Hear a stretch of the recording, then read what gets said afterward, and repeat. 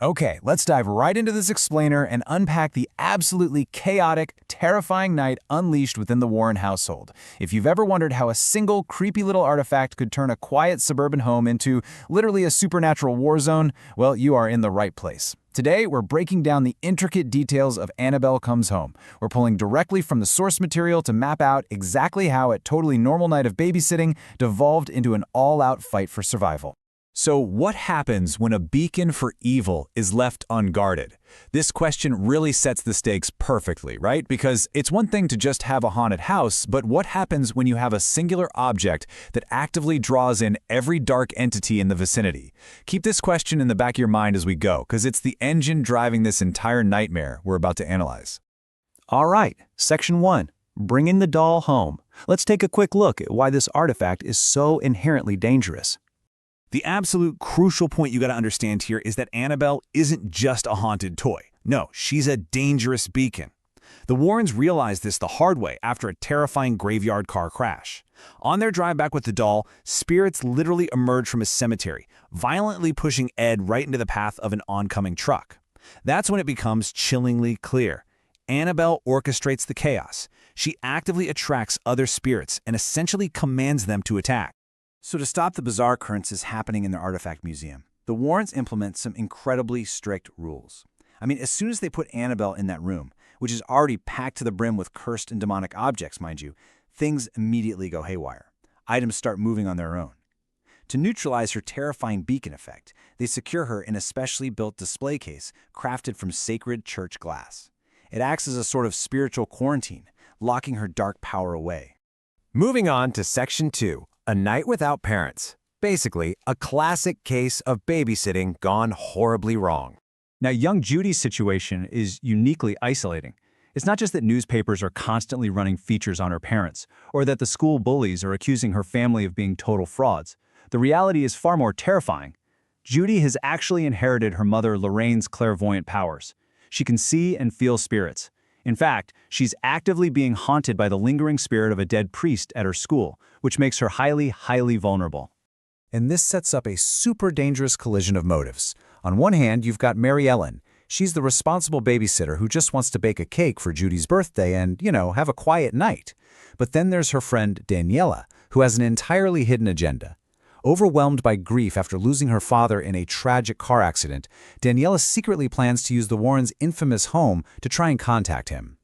Which brings us to Section 3. Unlocking the Artifact Room. A truly fateful mistake. Driven by the overwhelming guilt of her father's crash, Daniela makes the incredibly dangerous decision to break into that artifact room. She sneaks into Ed's office, finds the hidden key tucked behind a picture frame, and makes her way down to the museum door. Now, there is a massive, blaring warning sign right there that reads, "Positively, do not open." But, her desperation to speak to her father completely overrides her common sense. She unlocks the door and steps inside. So what are Daniela's big mistakes here? First, she sneaks in. Second, she touches multiple cursed objects, hoping to trigger some sort of spiritual response. But the worst mistake? She opens Annabelle's sacred glass case. Suddenly, a smoke alarm goes off upstairs. It was just the cake baking in the kitchen, actually. But in the panic and distraction, Daniela runs out and leaves Annabelle's door wide open. The quarantine is officially broken. All right, Section 4. The Night of Terror. The spirits are completely unleashed. With that beacon unleashed, the artifact room's dark energy just spills out into the entire house. The home rapidly becomes a literal war zone, completely overwhelming the girls with a coordinated assault. I mean, we're talking about the terrifying ferryman leaving coins on eyes, a vicious werewolf creature prowling around outside, a haunted television predicting horrific events, and a demonic bride just roaming the halls. And Annabelle is acting as the general, commanding this entire army. Just look at how rapidly this escalation happens. It starts out innocently enough in the evening, right? Bob, the grocery boy, rings the doorbell. But soon after, into the night, the paranormal activity ramps up aggressively. Spirits begin attacking Mary Ellen. By midnight, a heavy glass table shatters completely on its own, and an electric guitar plays itself in the artifact room. By late night, the chaotic energy reaches an absolute boiling point, with the entities deliberately isolating the girls to break them down psychologically. And then we get this chilling realization. It's not my father. This right here is the terrifying turning point. Daniela manages to lock herself inside the artifact room, desperately calling out to the spirit she really believes is her dad. A voice answers back. But as the conversation twists, the horrific truth dawns on her. The demonic voice on the other end starts mocking her. She wasn't communicating with her father at all. She had actually opened the door for a malicious demon that was simply using her own grief against her. Which leads us to Section 5, Returning Annabelle. Time for the survival plan. To end this absolute nightmare, they have to execute a desperate 3-step survival plan while actively being hunted by monsters. Step 1, locate the missing Annabelle doll because she's gone from her unlocked case. Step 2, battle through the haunted house. The girls, Judy, Mary Ellen, and a now freed Daniela must stick together and navigate those treacherous hallways. And finally, Step 3, lock her right back in that sacred glass enclosure. It is a frantic fight for survival. While Bob the grocery boy is outside literally fending off a werewolf attack in the yard, the girls are being ambushed inside the artifact room by the demonic bride and a host of other spirits. In a moment of pure desperation, they use a cross to repel the demons just long enough. Together, they wrestle the Annabelle doll back into her sacred glass prison and slam the door shut, locking it tight. Section 6. The Resolution. The morning after the nightmare.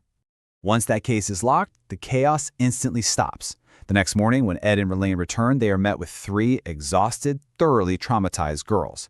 Now, Lorraine pulls Daniela aside. She understands exactly why Daniela opened that door. Using her genuine clairvoyant abilities, Lorraine reaches out and actually contacts Daniela's father. She passes on a beautiful message. Your father doesn't blame you. He knows it was an accident. It is such a powerful, much-needed moment of emotional healing for her. Which leaves us with this final question. If a single moment of grief can unlock such unspeakable evil, what else is waiting in the dark?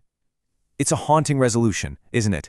It leaves us wondering just how fragile the boundary between our world and the supernatural truly is.